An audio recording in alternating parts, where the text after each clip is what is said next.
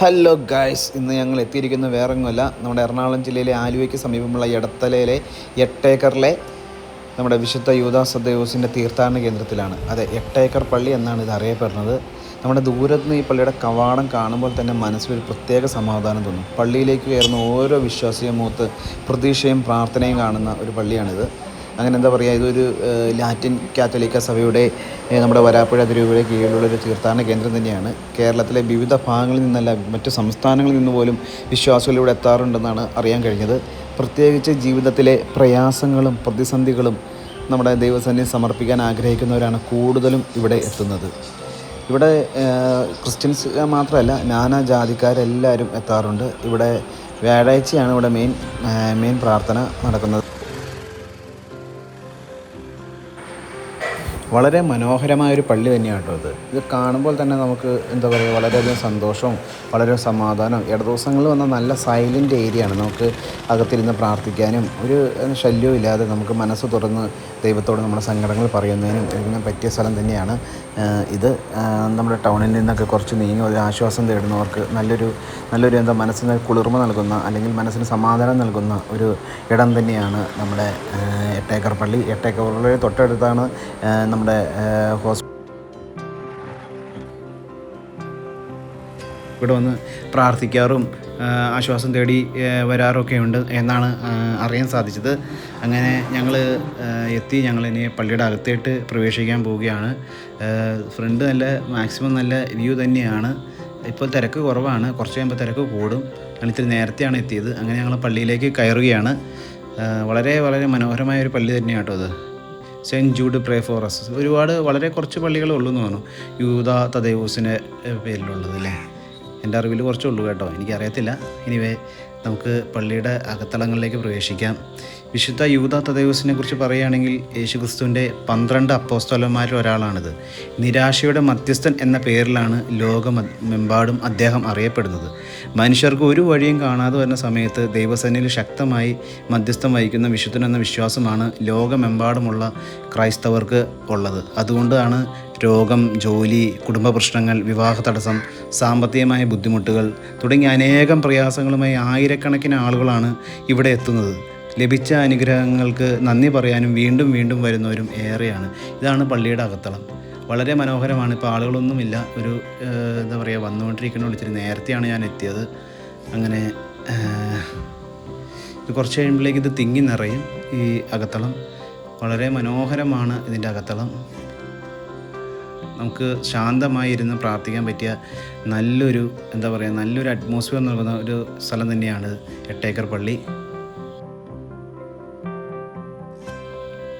ഒരുപാട് പേര് ഇവിടെ ഇരുന്ന് ഇങ്ങനെ ഒന്ന് പ്രാർത്ഥിക്കണ കണ്ടു കേട്ടോ ഞാൻ.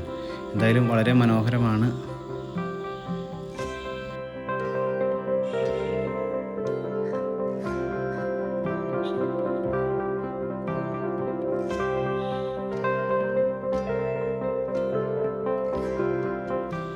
വ്യാഴാഴ്ചയാണ് ഇവിടെ പ്രധാനമായും തീർത്ഥാടകരുടെ വരവ് കൂടുതൽ.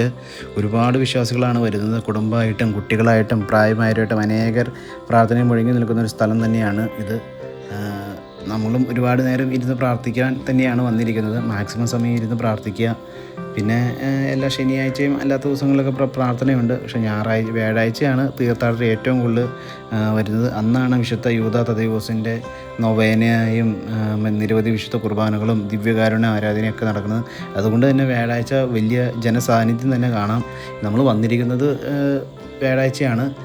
ഇത് വ്യാഴാഴ്ചയിൽ കുറച്ച് കഴിയുമ്പോഴേക്കും ആളുകൾ എണ്ണം കൂടും ഇവിടെ.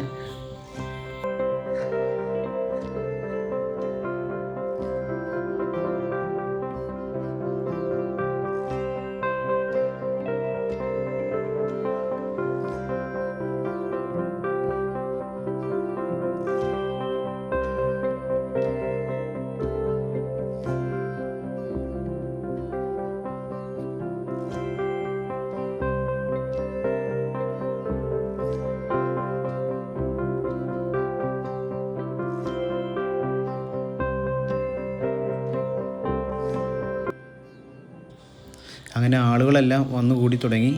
പ്രാർത്ഥന ആരംഭിക്കാറായി. ഒരുപാട് വിശ്വാസികളാണ് ഇവിടുന്ന് മുട്ടുകുത്തി കുരിശ് പോയി പ്രാർത്ഥിച്ച് മടങ്ങുന്നത്. അതും ഒരു വിശ്വാസത്തിൻ്റെ ഭാഗം തന്നെയാണ്.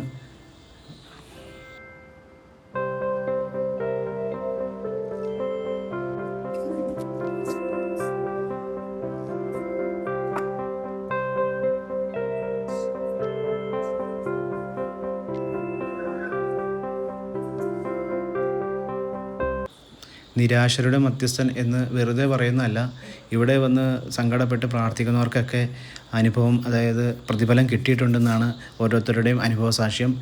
നമ്മൾ വിശ്വസിച്ച് നമ്മൾ പ്രാർത്ഥിച്ചാൽ നമുക്ക് പൂർണ്ണമായും അതിനുള്ള ഫലം ദൈവം തരും എന്നാണ് നമ്മുടെയൊക്കെ ഓരോ വിശ്വാസം. അങ്ങനെ ഒരുപാട് പ്രാർത്ഥനകളുമായി ഒരുപാട് ആളുകളാണ് ഇവിടെ വന്നുകൊണ്ടിരിക്കുന്നത്.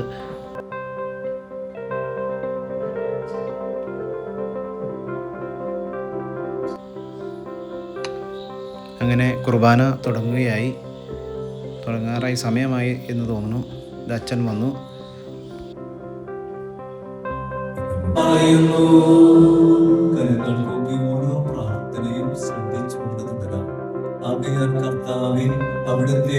മരണവും ഉയർപ്പും ഓർത്തുകൊണ്ട് പ്രാർത്ഥന നടക്കുകയാണ്. മാസത്തിലെ 4ാമത്തെ വ്യാഴാഴ്ച 8 ഏക്കർ ഉദാശ്രീകായുടെ തിരുനടയിൽ വരുന്നതിനും ഞങ്ങളുടെ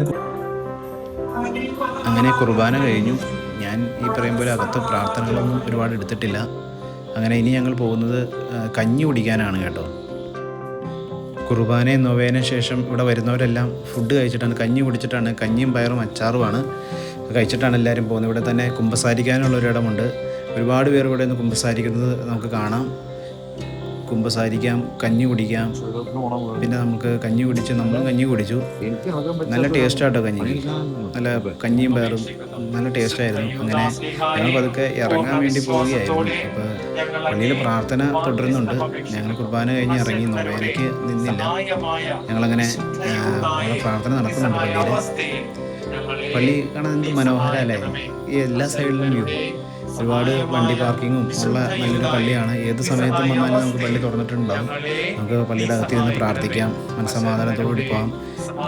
വിശുദ്ധ യൂദാ തദേവൂസിൻ്റെ മധ്യസ്ഥതയിലൂടെ ഒരുപാട് പേർക്ക് ജോലി ലഭിച്ചു, ഗുരുതര രോഗങ്ങളിൽ നിന്ന് സൗഖ്യം ലഭിച്ചു, വിവാഹ തടസ്സങ്ങൾ മാറി, സന്താന ഭാഗ്യം ലഭിച്ചു, കുടുംബകലഹങ്ങൾ അവസാനിച്ചു, സാമ്പത്തിക പ്രതിസന്ധികൾക്ക് പരിഹാരം നൽകി. അങ്ങനെ ഒരുപാട് അനുഭവസാക്ഷ്യങ്ങൾ ഇവിടെ പങ്കുവയ്ക്കുന്നുണ്ട്.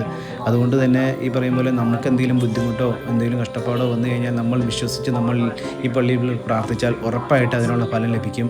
ഇത് ആലുവയിലേക്ക് നമ്മുടെ ചൂണ്ടിയാകുന്ന സ്ഥലത്താണ് നമ്മുടെ ഈ സ്ഥലം. ഇത്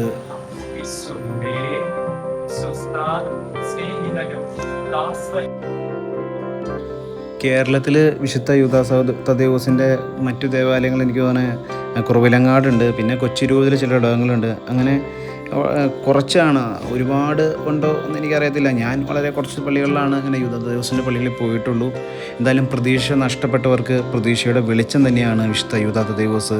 മനുഷ്യൻ കൈവിടുന്നിടത്ത് ദൈവം പ്രവർത്തിക്കുമെന്ന വിശ്വാസികളെ ഓർമ്മിപ്പിക്കുന്ന ഒരു വിശുദ്ധൻ തന്നെയാണ് അദ്ദേഹം. അതുകൊണ്ടാണ് നമ്മുടെ ഈ കേരളത്തിലല്ല, ലോകത്തെമ്പാടുമുള്ള കോടിക്കണക്കിന് ജനങ്ങൾ ഈ പള്ളിയിലേക്ക് വരുന്നതും പ്രാർത്ഥിക്കുന്നതും അനുഗ്രഹം നേടി പോകുന്നതുമെല്ലാം. നമ്മൾക്കും ഈ പറയും പോലെ നമ്മുടെ ആവശ്യങ്ങളെല്ലാം, നമുക്ക് എന്ത് ബുദ്ധിമുട്ടുണ്ടായാലും, എന്താ നിരാശയുടെ മധ്യസ്ഥൻ എന്നാണല്ലോ പറയുന്നത്, അതേപോലെ നമുക്ക് എന്ത് നിരാശ വന്നാലും നമ്മൾക്ക് ഒരു ഇതും വേണ്ട, ഇവിടെ വന്ന് പ്രാർത്ഥിക്കാം. ഇവിടെ സമയമെല്ലാം ഇതിൻ്റെ അകത്ത് കൊടുത്തിട്ടുണ്ട്. വ്യാഴാഴ്ചത്തെയാണ് മെയിൻ, ബാക്കിത്തെ എല്ലാം ഇതിൻ്റെ അകത്ത് ചെയ്തിട്ടുണ്ട്. നമ്മൾ പ്രാർത്ഥിച്ച് നമ്മൾ വിശ്വസിച്ച് നമ്മളിവിടെ വന്ന് പ്രാർത്ഥിച്ചാൽ എന്തായാലും നമ്മുടെ വിശുദ്ധ യൂദാ തദേവൂസിൻ്റെ മധ്യസ്ഥയിൽ നമുക്ക് അനുഗ്രഹം കിട്ടും എന്ന് തന്നെയാണ് എനിക്കുള്ള അനുഭവം. നിങ്ങൾക്കും അതിനുള്ള അനുഭവം. ഞങ്ങളും വന്നു പ്രാർത്ഥിച്ചു, ഞങ്ങളും മടങ്ങുകയാണ്. നിങ്ങൾ ഇതുവരെ ഈ തീർത്ഥാടന കേന്ദ്രം സന്ദർശിച്ചിട്ടില്ലെങ്കിൽ കുടുംബത്തോടൊപ്പം ഒരിക്കൽ ഇവിടെ വരാൻ ശ്രമിക്കുക. ദൈവസന്നിധിയിൽ കുറച്ച് സമയം ചെലവഴിക്കുക, നമ്മുടെ പ്രാർത്ഥന സമർപ്പിക്കുക. മനസ്സിന് ലഭിക്കുന്ന സമാധാനവും സന്തോഷവും നിങ്ങൾക്കും അനുഭവിക്കാൻ സാധിക്കുമെന്ന് ഞാൻ വിശ്വസിക്കുന്നു. ഈ വീഡിയോയിലൂടെ 8 ഏക്കറിലെ വിശുദ്ധ യൂദാ തദേവൂസിൻ്റെ തീർത്ഥാടന കേന്ദ്രത്തെക്കുറിച്ചുള്ള പറ്റാവുന്ന വിവരങ്ങളും ചെറിയ അനുഭവങ്ങളുമാണ് നിങ്ങളോട് പങ്കുവച്ചത്. ഈ വീഡിയോ നിങ്ങൾക്ക് ഉപകരിച്ചു എന്ന് തോന്നിയാൽ ലൈക്ക് ചെയ്യുക, നിങ്ങളുടെ സുഹൃത്തുക്കൾക്കും കുടുംബങ്ങൾക്കും ഷെയർ ചെയ്യുക. അപ്പോൾ ഒരു പുതിയൊരു വീഡിയോയുമായി പിന്നെ കാണാം. Okay, by.